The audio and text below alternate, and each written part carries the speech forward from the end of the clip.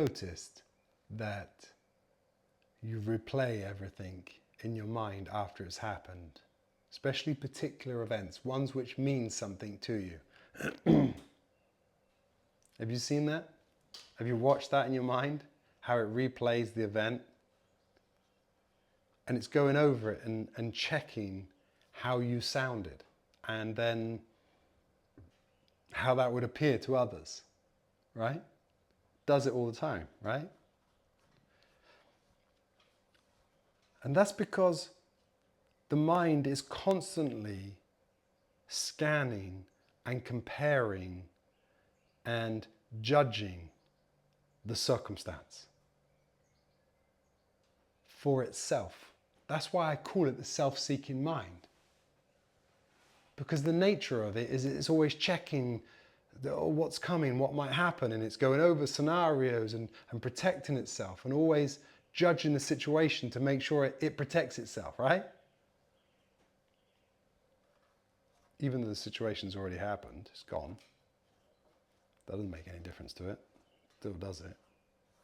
And then you just, but your whole head is taken up with it, judging the situation and what did I sound like and how did I come across? And then if you come across good, it's like you judge yourself like you've come across well, you know, and you've said the right thing, or you've looked good in front of the eyes of others, or you've looked good in front of your own idea of what good is or isn't, right?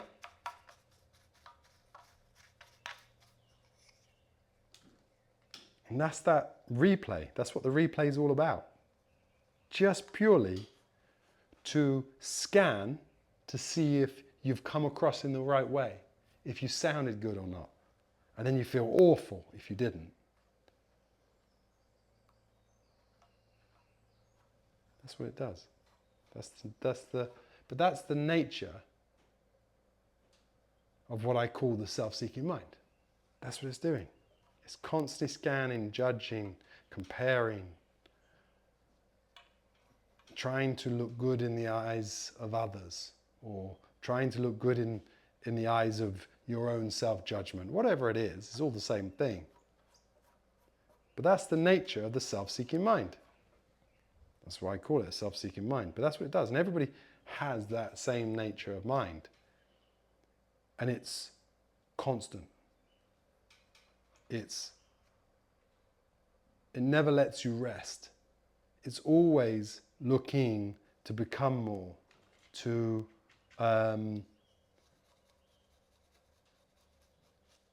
protect or self-enhance.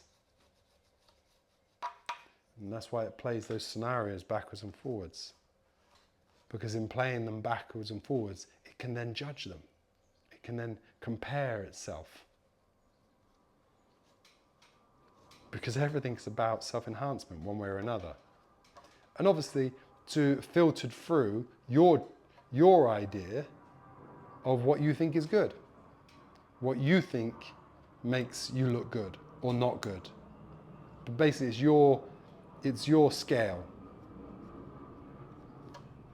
You know, if you want to come across as a really caring person and who you think you are is a really caring person, and that's what you see as good, you know, you want to, oh, did I come across really nice and sweet, to drop in the name, whoever it is, right? Or if you want to look like you're the really clever one, you know, you'll have a different form of judgment. But it's all the same thing. They're just different hats running through the same structure. And it's all about me. It's all about me. But that's how it's working. But can you get, is there a moment of peace anywhere there? Is there a place there where you could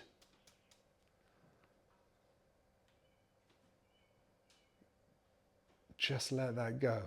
Get off the roller coaster just for 1 minute.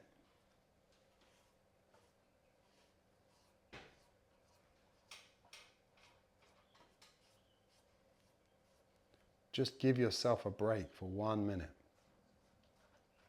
Allow that to play itself out. Allow whatever is, whatever's happened, whatever you said, whatever you did, that's it. Just to let go. How do you let go?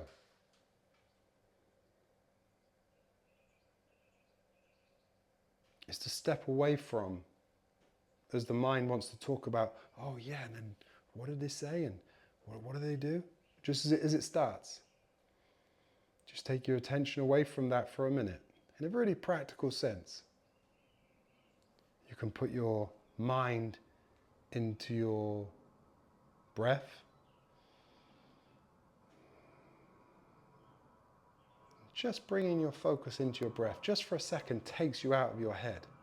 And just to bring you out of your head, just for a moment, that is really, really powerful in this approach to it, right? Because in that, it allows you to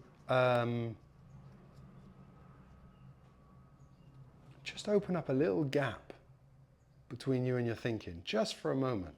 And if you can do that, if you can allow that to happen, keep building in those little gaps. So as the mind starts to replay and you go, you have your awareness, you catch that you're starting the replay. Bring your focus into your breath. Let it go. Just for that moment, just let it go. Just be in the present. And what that does is it stops feeding the replay thoughts. It stops feeding the thoughts, because like the replay is like a flywheel, and it builds up. A flywheel builds up its own momentum after a while. And this also builds up its own momentum. And so in the end, that momentum almost has its own gravity and its own energy, and it pulls you into it because it gets so noisy in your head. Because you know, you had a moment of anxiety of, oh, what did you say and what would they think about that? You know, because you thought for 1 second that it didn't portray you well. Or you feel really great about yourself. You're like, yeah, that's right. That's what I said, and that told them, or that showed them who I am, right?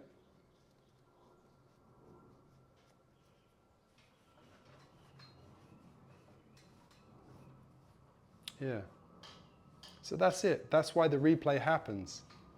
The self-seeking mind is always looking to see how it's doing. Comparison, judgment, judging itself.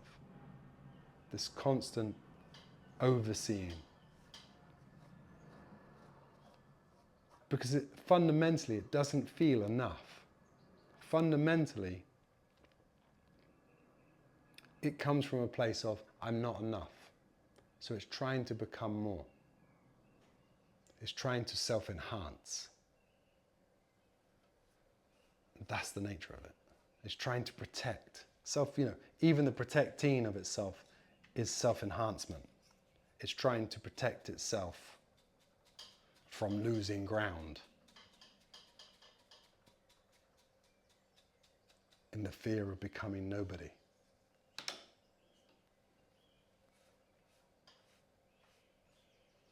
So why does my mind keep replaying that stuff?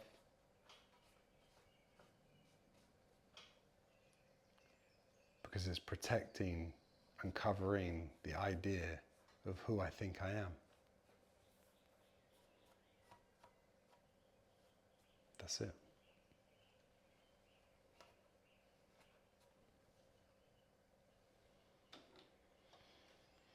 Okay, good.